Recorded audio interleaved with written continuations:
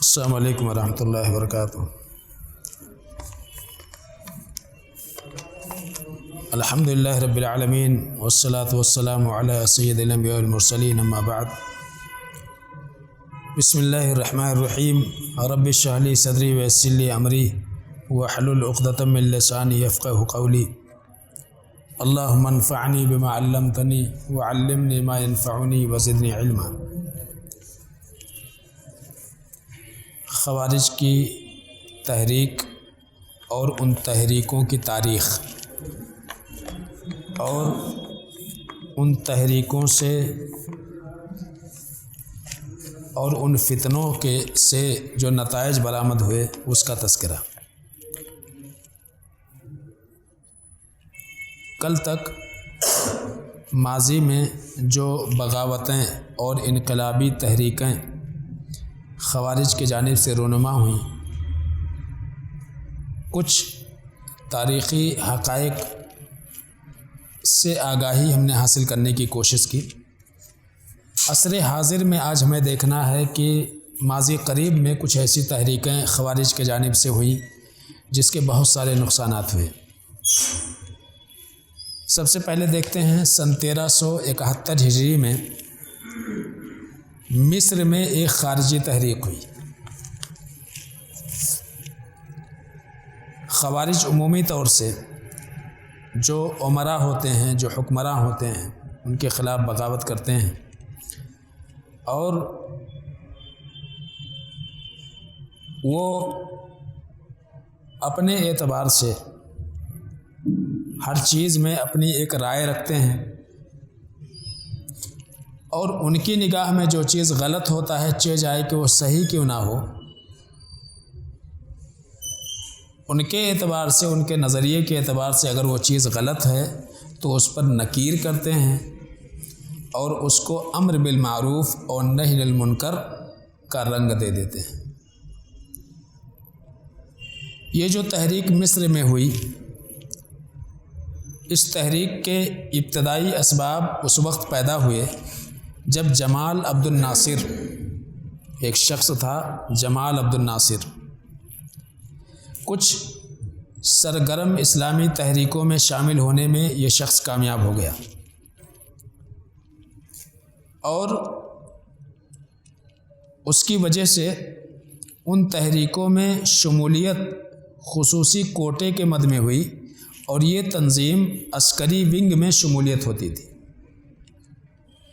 اس wing میں شامل ہونے والے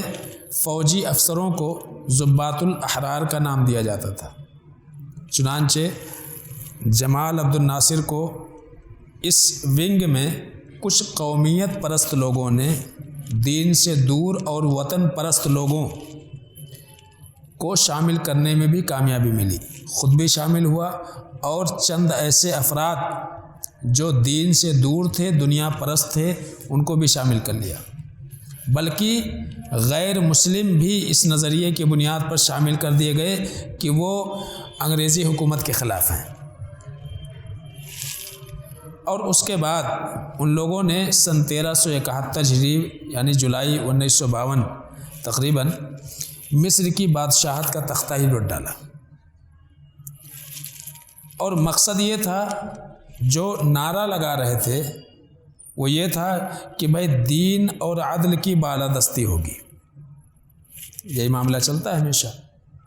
حکومت الہیہ کا قیام ہونا چاہیے۔ اور خاص طور سے جمال عبد الناصر کے جانب سے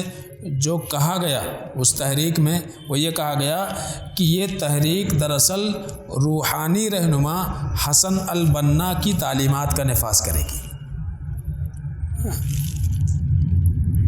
لیکن جس وقت حکومت جمال عبد الناصر کے ہاتھ میں آئی تو چہرے سے نقاب ہٹا اور معاملات بالکل اس کے برعکس رہے۔ چنانچہ اس نے کیا کیا کہ ظاہر سی بات ہے اسلامی تحریکوں کے کندھوں پر سوار ہو کر کے اس کو حکومت ملی تھی، اب اس نے کیا کیا، انہی لوگوں کو چن چن کر کے مارنے لگا۔ اور یہ خوارج کی صفت بتائی گئی ہے کہ مسلمانوں کو قتل کریں گے اور بت پرستوں کو چھوڑیں گے۔ تو یہ کیا کرنے لگا، انہیں یعنی جن اسلامی تحریکوں کو بنیاد بنا کر کے اور لوگوں کو اس میں شامل کیا تھا، اور اس طرح سے اس نے حکومت جب حاصل کی تو انہی لوگوں کو مارنے لگا، انہیں جیلوں میں ڈال کر کے زد و کوب کیا جانے لگا، کچھ لوگوں کو پھانسی چڑھا دی گئی، یہاں تک کہ شاہ فاروق کے زمانے میں بہت زیادہ حالات خراب ہو گئے، اور بادشاہت کے خاتمے سے جو فائدہ ہونا چاہیے وہ فائدہ بالکل نہیں ہوا، بلکہ تباہی اور قتل و غارت گری اور زیادہ بڑھ گئی۔ تو بہرحال کہنے کا مقصد یہ ہے کہ اگر مجموعی طور سے دیکھا جائے تو جب بھی اس طرح کے فتنے اٹھتے ہیں تو وہاں کیا ہوتا ہے، دیندار لوگوں کے لیے خاص طور سے زمین تنگ ہو جاتی ہے۔ جو دیندار ہوتے ہیں، جو واعظین تھے، علماء تھے، ان کو جیلوں میں ڈال دیا گیا، قتل بھی کیا گیا، اور اب اس جیل میں جو لوگ ڈالے گئے وہاں سے ایک تکفیری سوچ بھی اٹھی، کچھ ایسے بھی افراد تھے، تو اب تکفیری سوچ پروان چڑھی، اور پھر اس فکر کی وجہ سے اسلام اور مسلمانوں کو بہت سارا نقصان اٹھانا پڑا، اور اسی تحریک کے دوران قید میں ڈالے جانے والے سید قطب بھی تھے، جن کو ڈالا تھا جمال عبد الناصر، یہ تقریباً 1384 ہجری میں، بعد میں 1964 میں ان کو رہا کیا گیا۔ اب انہیں بھی پذیرائی ملی، انہوں نے اپنی تحریروں میں اسلامی ممالک کو جاہلیت سے تعبیر کر دیا کہ جتنے بھی اسلامی ممالک ہیں، چونکہ یہ تحریک ہی شروع ہوئی تھی اسلام کے نام پر، یعنی جمال عبد الناصر کا مسئلہ کیا تھا کہ اس نے اسلام کا نام لے کر کے جو ہے تحریک شروع کیا تھا، کہ ہم اسلامی حکومت قائم کریں گے، اور اسی طرح سے جو ہے حکومت الہی کا نظام ہوگا، یہ ساری چیزیں جو ہے، اور حسن البنا کی جو ہے وہ تعلیمات ہم نافذ کریں گے، لیکن معاملہ اس کے برعکس رہا، کوئی بھی دینداری نہیں رہی۔ تو انہوں نے یعنی سید قطب صاحب نے باہر نکلنے کے بعد انہوں نے کہا کہ اسلامی ممالک جو ہے، اسلامی ممالک کو انہوں نے کہا کہ یہ جو ہے زمانے جاہلیت میں جی رہے ہیں سارے کے سارے، یعنی ان کو جاہلیت سے موصوف کر دیا، اور اسی پر بس نہیں کیا بلکہ یہ کہا کہ کفریہ ممالک ہیں، جتنے بھی اسلامی ممالک ہیں یہ سارے کفریہ ممالک ہیں، ان کے مطابق مسلمانوں کے موجودہ حالات اور اسی طرح سے اللہ کے نبی صلی اللہ علیہ وسلم کی بعثت جس زمانے میں ہوئے مکے کے جیسے افراد تھے، بالکل آج کا جو مسلمان ہے اور آج کی جو اسلامی حکومت ہے وہ بالکل مکی دور کی طرح سے ہے، یعنی کافر ہیں، مشرک ہیں، یہ کہنے کا مقصد تھا ان کے، اور ظاہر سی بات ہے یہ ساری چیزیں ان کی کتابوں کے اندر موجود ہیں۔ تو بہرحال انہوں نے کہنا شروع کر دیا، اور اس کے بعد ان کی کتاب ہے معالم فی الطریق، اس کے اندر انہوں نے لکھا ہے، کہا کہ ہمارے ارد گرد جاہلیت رواں دواں ہے، لوگوں کے نظریات، عقائد، عبادات، رسم و رواج، دستور، یہاں تک کہ جو ابھی اسلام دکھائی دے رہا ہے وہ جاہلیت کی پیداوار ہے۔ اللہ اکبر، جو اسلام ابھی باقی ہے وہ سارے کے سارے کیا ہیں، جاہلیت کی پیداوار ہیں، اس طرح کی بات کہی، اور کہا کہ اس جاہلیت کا ختم ہونا اور خاتمہ کرنا بہت زیادہ ضروری ہے، اور اس کے لیے سب سے پہلے جو موجودہ حکومتیں ہیں ان کے قوانین، ان کے نظام کو ختم کرنا پڑے گا، اور اس سے یہ بھی کہا کہ عوام کے اوپر حاکمیت اور انسان کو انسان کا بندہ بناتی ہے، اور دینی تحریکوں کے سامنے یہ کیا ہیں، پوری یہ رکاوٹیں کھڑی ہیں، ان رکاوٹوں میں سب سے بڑی رکاوٹ سیاسی قوتیں ہیں۔ ظاہر سی بات ہے یہ بڑی ہی کم عقلی والی بات تھی جو سید قطب صاحب نے بیان کرنا شروع کیا، اور اس کے بعد یہی نہیں بلکہ اس نے کہا کہ آج اس روئے زمین پر کوئی بھی مسلمان مملکت نہیں ہے، پوری دنیا میں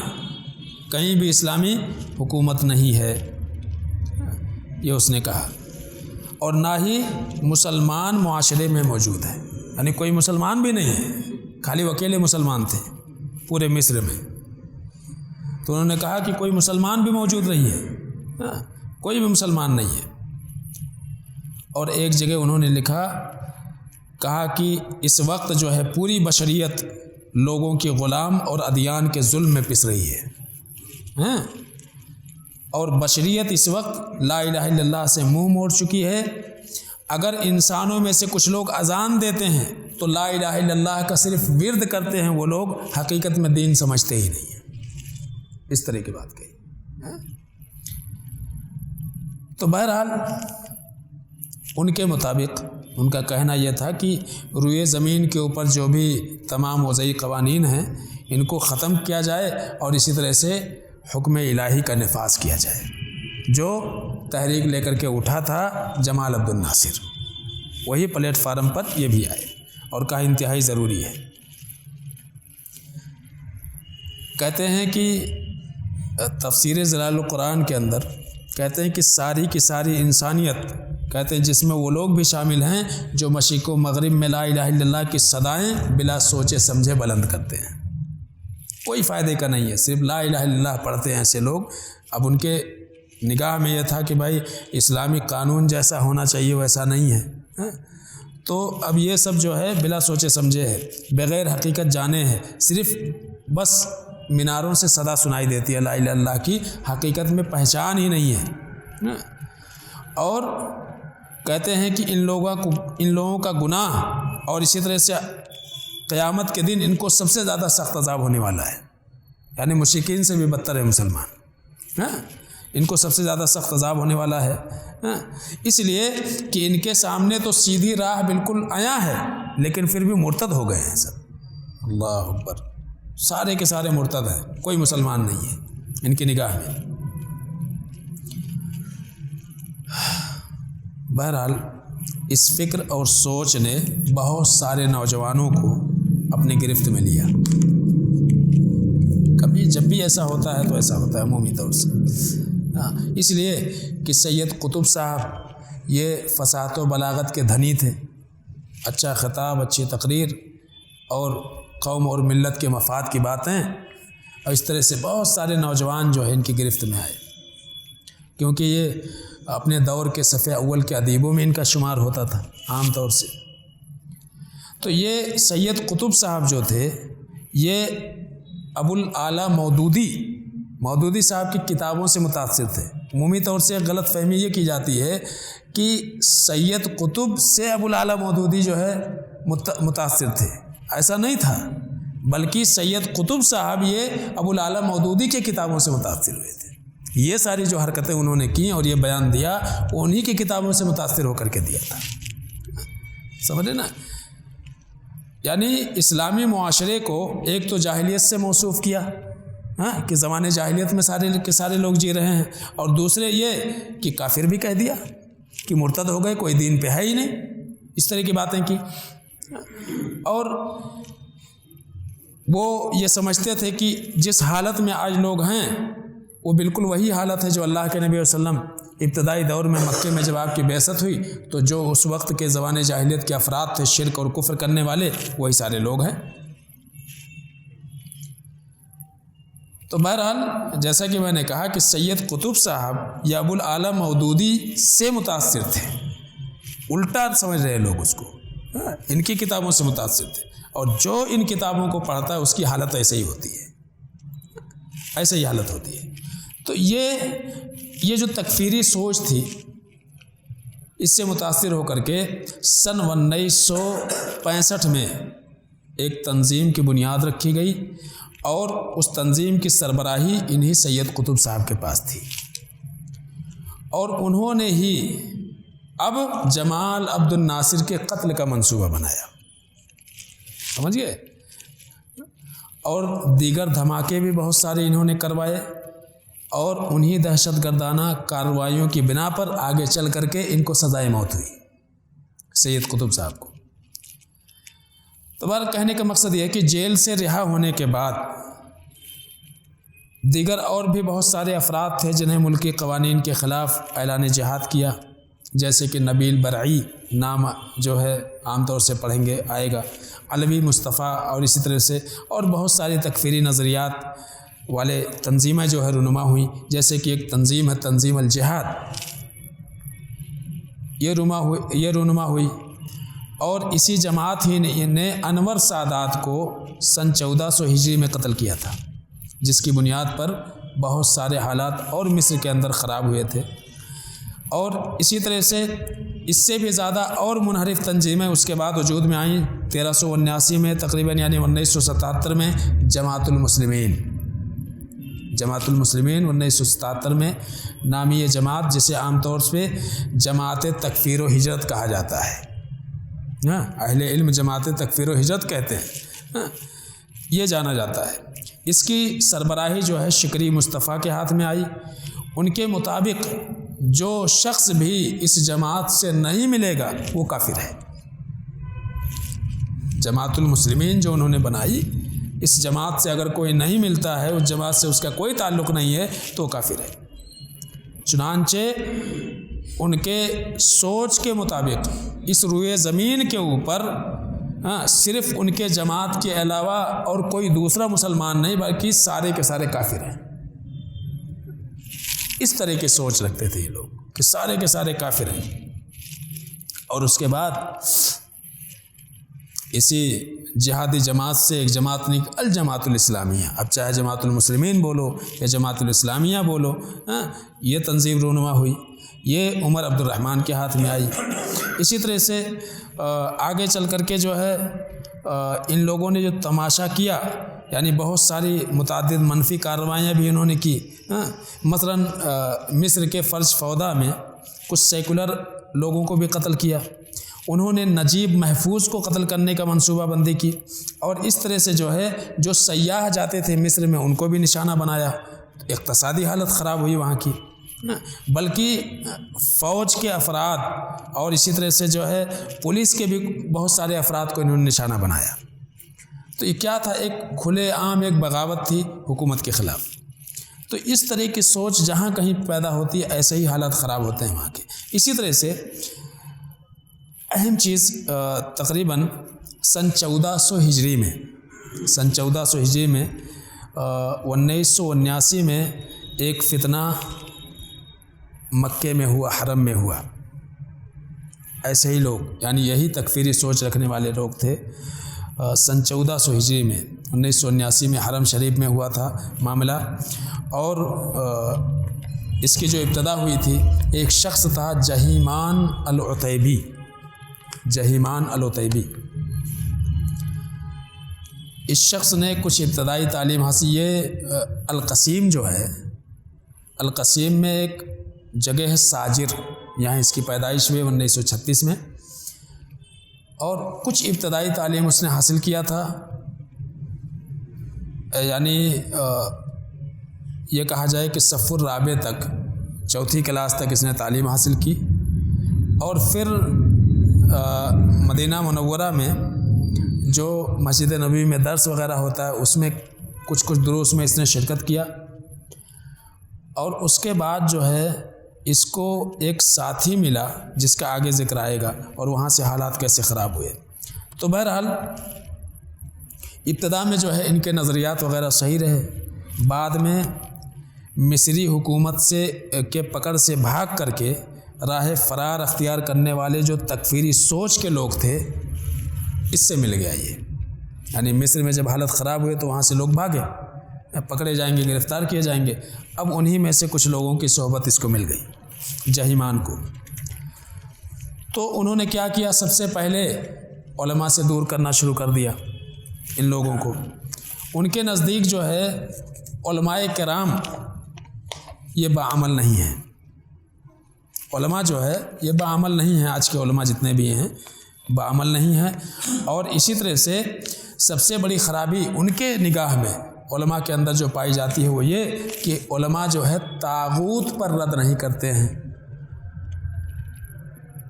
علماء جو ہے یہ طاغوت کا انکار نہیں کرتے ہیں، اس پر رد نہیں کرتے، اس کی تردید نہیں کرتے۔ اور ان کا مطلب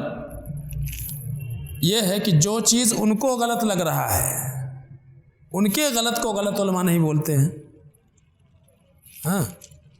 بھائی، شریعت میں جو چیز غلط ہے تو علماء کرام تو اس سے روکتے ہی ہیں، ہاں، اور اس میں جو ہے وہ مداہنت بھی نہیں برتتے ہیں، لیکن ان کے نزدیک یہ ہے کہ بھائی انہیں جو چیز غلط لگ رہا ہے اس پر علماء کیوں نہیں بولتے ہیں کہ اس غلط کو وہ علماء بھی غلط قرار دیں۔ یہاں تک کہ خاص طور سے اس نے کہا کہ جتنے بھی علماء ہیں مکے میں ہوں یا مدینے میں ہوں،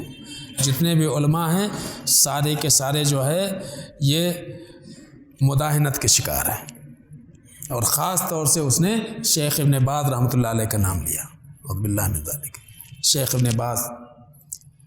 اور اس نے کہا کہ ہم نے شیخ ابن باز کو پرکھا ہے، جانا ہے، تو کہتے ہیں کہ ہمیں اس شخص میں علم تو نظر آیا، لیکن خاص طور سے شریعت کی جو مخالفت ہو رہی ہے اور حکومتی سطح پر جو مخالفتیں ہو رہی ہیں، یہ شخص جو ہے کیا کرتا ہے ان مخالفتوں میں بھی عذر گڑھ لیتا ہے۔ ابن باز، شیخ ابن باز رحمۃ اللہ علیہ کے اوپر بہت بڑا الزام لگایا اس نے، کہ اس میں بھی جو ہے نکل لیتا ہے اور نہ صرف عذر گڑھتا ہے بلکہ ان کے لیے ہاتھ اٹھا کر کے دعا بھی کرتا ہے۔ ہاں، تو ابن باز رحمۃ اللہ علیہ کے اوپر اس نے جو ہے الزام لگایا، اور کہتے ہیں کہ بسا اوقات ایسا بھی ہوتا ہے کہ یہ جانتا بھی ہے کہ یہ بدعقیدے ہیں، غلط ہیں، ان کے عقیدے درست نہیں ہیں، لیکن پھر بھی یہ شخص کہہ دیتا ہے کہ کوئی بات نہیں، چلتا ہے۔ تو بہرحال کہتا ہے کہ ان سب باتوں سے بڑھ کر کے ہم ابن باز سے نفرت بھی کرتے ہیں، اور یہ کہ ان کا جو ہے یہ جو تلبیسی حکومت ہے، اس حکومت کے ساتھ ان کے گہرے تعلق کی وجہ سے ہم ان سے نفرت کرتے ہیں۔ ظاہر سی بات ہے کہ یہ جو اس طرح کی سوچ ہے یہ بغاوت اور خروج کی پہلی سیڑھی ہوتی ہے کہ عوام کا علماء کے اوپر سے اعتماد ہٹا دیا جائے، سمجھ رہے نا، ان پر اعتبار نہ کیا جائے۔ اس کے بعد جہیمان اپنے ساتھیوں کے ساتھ الگ ہو گیا،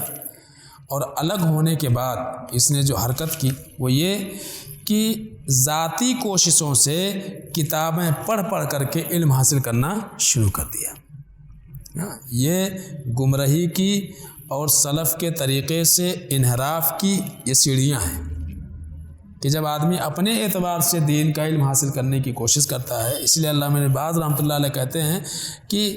کتابوں سے سیکھنے والا وہ صحت پر کم لیکن غلطی پر زیادہ ہوتا ہے، اس لیے کہ کتابیں تو اصلاح نہیں کر سکتی ہیں۔ آپ نے ایک پیراگراف پڑھا، اس سے آپ نے کیا سمجھا، کتاب تو نہیں بتائے گی کہ آپ نے جو سمجھا ہے صحیح سمجھا ہے، جو مفہوم سمجھا ہے بالکل صحیح سمجھا ہے، کتاب تو نہیں بتائے گی۔ آپ نے کیا پڑھ کے اور کیا سمجھ لیا معلوم نہیں، وہ آپ ہی جانو۔ تو اس نے کیا کیا، کچھ ساتھی لے کر کے اپنا الگ ہوا اور کتابیں اٹھائیں اور اس کو پڑھنا شروع کیا، اور نصوص سمجھنے کے لیے علماء سے کبھی رجوع نہیں کرتے ہیں ایسے لوگ، کبھی نہیں۔ اپنے اعتبار سے بخاری کھولیں گے، مسلم کھولیں گے، شرح ستہ کھولیں گے، قرآن کھولیں گے، اور علماء سے کبھی یہ قربت نہیں اختیار کرتے ہیں ایسے لوگ۔ یہ پہچان ہے خوارج کی عمومی طور سے، خارجیت کی یہ پہچان ہے کہ علماء سے سب سے پہلے دور ہو جاتے ہیں اور اسی لیے گمراہی کے شکار ہوتے ہیں۔ تو اس نے جو ہے اپنے ساتھیوں کو لے کر کے الگ ہو گیا بہرحال۔ اور جہیمان کا کہنا ہے کہ اس معاشرے میں موجود جماعتوں اور گروہوں، خاص طور سے سعودی علماء کرام، اخوان المسلمین، کویت کی تبلیغی جماعت اور سلفی جماعت کا بھی ذکر کیا، کہا کہ ہم نے ان سب کو دیکھا، ان میں سے کوئی بھی حق پر نہیں ہے۔ بتائیے، جو سید قطب نے کہا تھا وہی بات اس نے بھی کہی کہ کوئی بھی حق پر نہیں ہے، بس یہی جو اس کے چند یہ اور اس کے چند ساتھی وہی خالی حق پر تھے، جنہوں نے علماء کو چھوڑ دیا، دین کو چھوڑ دیا اور اپنے اعتبار سے جو ہے دین کو حاصل کرنے کی کوشش کی۔ تو کہا کہ یہ کوئی بھی حق پر نہیں ہے۔ کہتے ہیں کہ سب کے سب جتنے بھی عالم ہیں وہ یا تو بلا عمل ہیں، عالم بلا عمل ہیں، یا عالم بلا علم ہیں۔ بتائیے، شیخ ابن باز رحمۃ اللہ علیہ جن کی باتیں سند ہوا کرتی ہیں، علامہ البانی رحمۃ اللہ علیہ، بڑے بڑے علماء موجود ہیں جن کی باتیں سند کے قابل ہوتی ہیں، ان کا قول ہی فتویٰ ہوتا ہے۔ ان کے بارے میں کہہ رہا ہے کہ جتنے بھی ہیں سب یہ سارے کے سارے جو ہے عالم بلا عمل ہیں یا عالم بے علم ہیں، سب سے زیادہ علم اس کے پاس ہے۔ اب آپ سوچئے یہ کیا ہے؟ یہ زبانی جہاد ہے۔ اور شروع میں بار بار کہہ رہا ہوں کہ خارجی کی یہ صفت ہے کہ اس کی اپنی ایک ذاتی رائے ہوتی ہے، اس کی اپنی ایک ذاتی رائے ہوتی ہے اور اسی سے لوگوں کو پرکھتا ہے۔ وہ سمجھتا ہے میری جو سوچ ہے وہ سب سے اعلیٰ ہے، تو میرے جو موافق ہے، میری رائے کو جو تسلیم کرے وہ ہمارا ہے، اور تسلیم نہ کرے تو ہمارا مخالف ہے وہ۔ تو بہرحال اس نے کہا کہ ہم نے سب کو دیکھا یا تو عالم بے عمل ہیں اور یا تو عالم بے علم ہیں۔ اور اس کے بعد یہ کہتا ہے کہ پھر میں نے یہ سوچا کہ اب میں دین کی دعوت دوں گا، اب پڑھ لیا نا کچھ کتاب، تو اب میں دین کی دعوت دوں گا۔ اللہ سے مدد مانگی، پھر ہم نے جو ہے کرائے کا مکان بھی لے لیا۔ اپنی کتابوں میں لکھتا ہے، اس کا پرچہ ہے دعوت الاخوان کیف بدات و این تصیر۔ تو بہرحال وہاں اکٹھے ہو کر کے پڑھنے لگے۔ اب یہاں دیکھیے، غور کریں گے کہ شیطان جو ہے کس طرح سے بتدریج جاہلوں کو گمراہ کرتا ہے۔ پہلے علماء کرام سے نفرت، اور جو ہے پھر ان لوگوں سے الگ تھلگ ہو جاتا ہے، اور پھر شیطان الگ تھلگ کروا کر پھر کیا کرتا ہے؟ پھر ان کے دماغ سے کھیلتا ہے۔ یہی کچھ ہوتا ہے عام طور سے، اہل علم کو چھوڑ دیا۔ اب جہیمان وغیرہ کا معاملہ اور اس کے ساتھیوں کا کیا ہوا کہ یہ کسی حکمراں کی بیعت کو خاطر میں نہیں لاتے تھے، کیونکہ ان کے مطابق کیا تھا؟ ان کے مطابق جو ہے بیعت صرف اسی کی ہوتی ہے جو مکمل طور سے احکامات الہی کو نافذ کرے، جو ان کے سوچ میں تھا کہ احکامات الہی ہیں۔ تو بہرحال یہ ساری چیزیں ہوتی رہیں، اور اس کے بعد جو ہے آگے چل کر کے اگر دیکھیں گے تو اس نے کہا کہ ہم جو ہے ایسا کریں گے، اب جتنے بھی حکومتی ملازمین ہیں اور حکومتی چیلے ہیں، کارندے ہیں، ہم ان سے اپنا راستہ الگ کر لیتے ہیں۔ بہرحال یہ اس نے اپنا نظریہ لوگوں میں عام کرنا شروع کیا۔ دیگر اسلامی ممالک کے نوجوان بھی متاثر ہوئے، اور انہوں نے بھی لوگوں سے، حکومتوں سے اپنے آپ کو الگ کرنا شروع کر دیا۔ اور اسی چیز کو یعنی شروع میں بتایا گیا کہ کیا کرتے ہیں، اپنی ایک سوچ، اپنی ایک رائے رکھتے ہیں، اور یہ سمجھتے ہیں ایک صحیح چیز کو بھی غلط پہلے باور کراتے ہیں، اور پھر اس کو جو ہے کیا کہتے ہیں، النہی عن المنکر کا نام دیتے ہیں، کہ ہم کیا کرتے ہیں، معروف کا حکم دیتے ہیں اور منکر سے روکتے ہیں۔ تو اس کو جو ہے معروف و منکر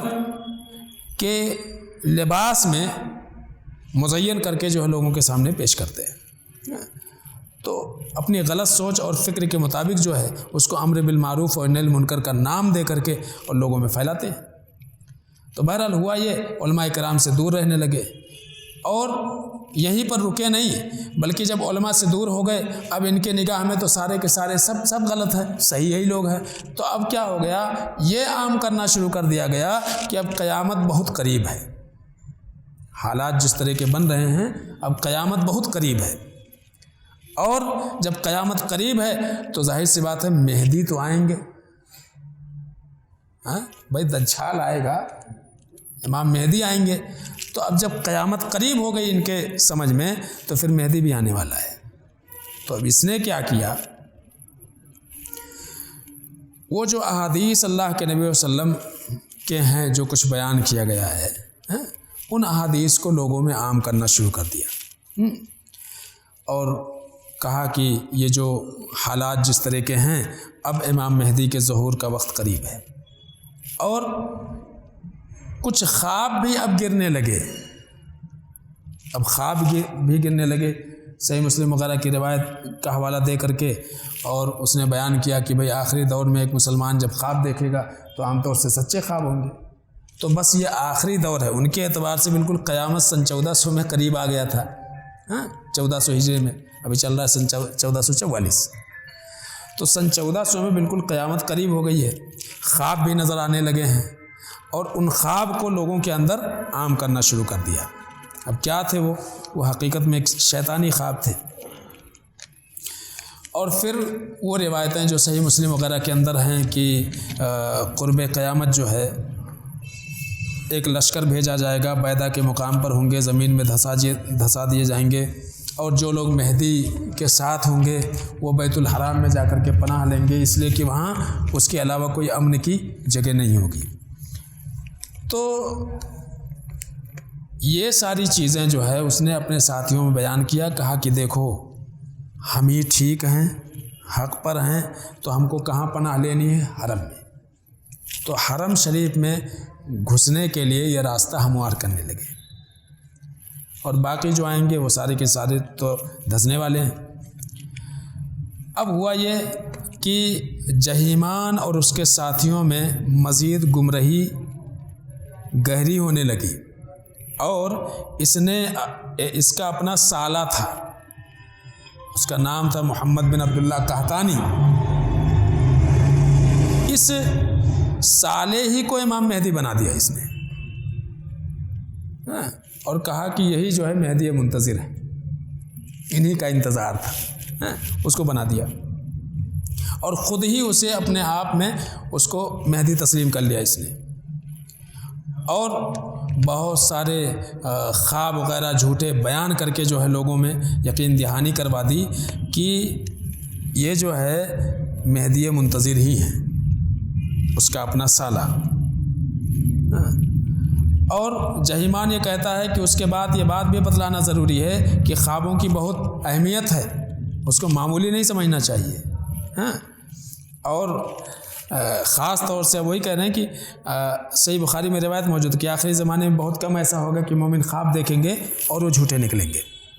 تو اب کیا ہے، قیامت قریب ہے، مہدی بھی آ گئے ہیں، تو جو بھی ہم خواب دیکھ رہے ہیں وہ خواب کیا ہے، پورے سچے ہیں۔ تو اس طرح سے جو شیطانی خواب، بہرحال اہل علم نے بہت سمجھانے کی کوشش کی ان لوگوں کو، اور جو فکری گمراہیاں تھیں اس کی بھی نشاندہی کی، تم کہاں کہاں غلط کر رہے ہو، صحیح راستہ بتایا، لیکن کسی نے ایک بات بھی نہیں سنی، اور خاص طور سے ان سمجھانے والوں میں شیخ ابن باز رحمۃ اللہ علیہ کا نام سب سے پہلے نمبر پر تھا، روکتے رہے۔ اس کے بعد ہوا یہ کہ یہ لوگ اپنے کپڑوں میں اسلحہ چھپا کر کے اور حرم شریف میں داخل ہونے میں کامیاب ہو گئے۔ انہوں نے دروازے پر جو ہے وہ جو چوکیدار تھا اس کو بھی رشوت دے کر خرید لیا۔ یہ جو باتیں ہیں، یہ باتیں بعد میں سعودی عرب کے ولی عہد کا جو روزنامہ ہے اس میں شائع ہوا تھا، اور اسی طرح سے متعدد ممالک سے جہاں نوجوان اس سے متاثر ہوئے تھے، اس کے بدعقیدگی سے اور اس کے غلط منہج اور سوچ سے، وہ سارے کے سارے جو ہے آ کر کے اکٹھا ہوئے، ملے۔ بہرحال سن 1400 ہجری یکم محرم، سن 1400 ہجری اور محرم کی پہلی تاریخ تھی، فجر کا وقت تھا، اور حرم شریف میں جو ہے آ کر کے ان لوگوں نے بیعت کی، اور خود ساختہ جو ان کے مہدی تھے ان کے ہاتھ پر بیعت ہوئی۔ بہت بڑا فتنہ کھڑا ہوا، بہت بڑا فتنہ کھڑا ہوا، اور تقریباً اس فتنے کی وجہ سے 20 دن تک حرم شریف میں نہ نماز پڑھی گئی اور نہ ہی اذان ہوئی۔ یہ کون سا دین تھا؟ یہ سن 1400 کی بات ہے، 20 دن تک اذان بھی نہیں ہوئی، نمازیں بھی نہیں پڑھی گئی۔ علماء کرام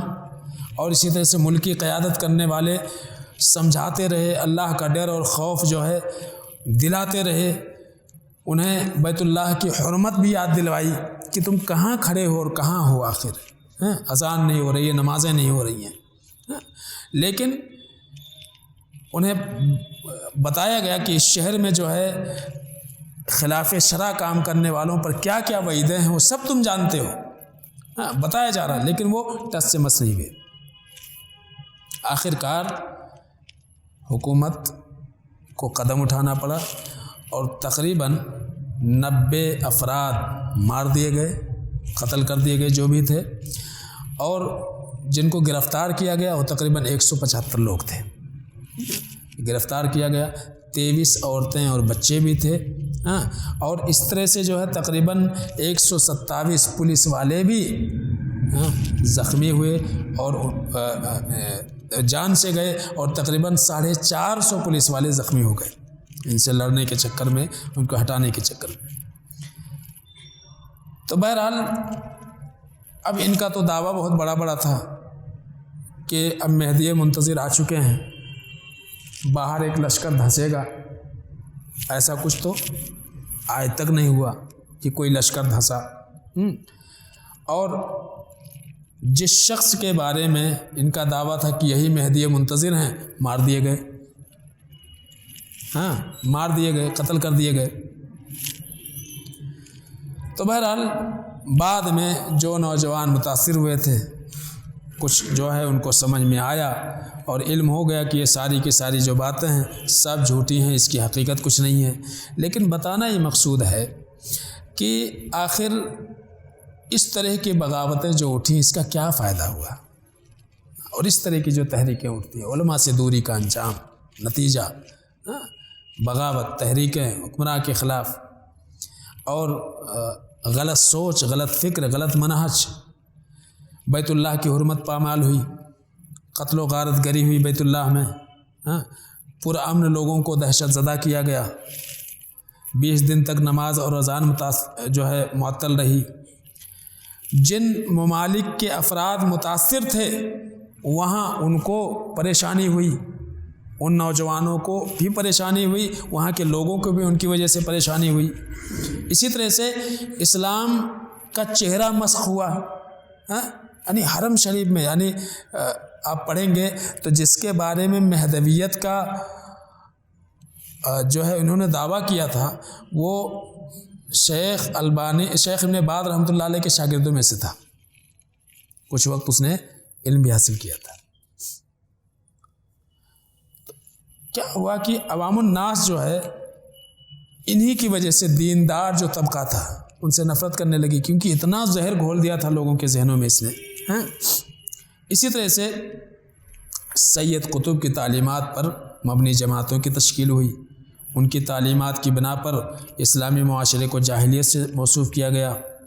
اور ان تعلیمات میں قانون شکنی یعنی قانون توڑنا ہے اور ان کے مرضی کے مطابق حکم الہی کا نفاذ کرنا ہے، اس طرح کی باتیں عوام کے اندر پھیلائی گئی۔ اور اس فتنے میں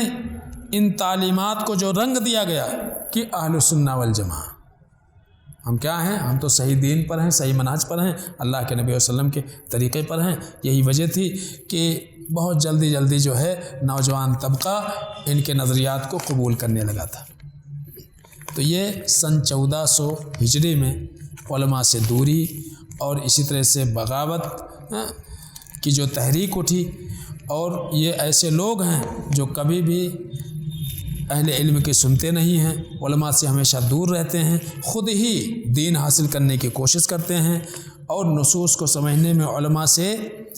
رجوع نہیں کرتے ہیں۔ یہی وجہ ہوتی ہے کہ ایسے لوگ عمومی طور سے فتنے اور گمراہی کے سبب بنتے ہیں۔ اللہ سے دعا ہے کہ العالمین ہم سب کو سمجھنے عمل کرنے کی توفیق عطا فرمائے۔ آمین۔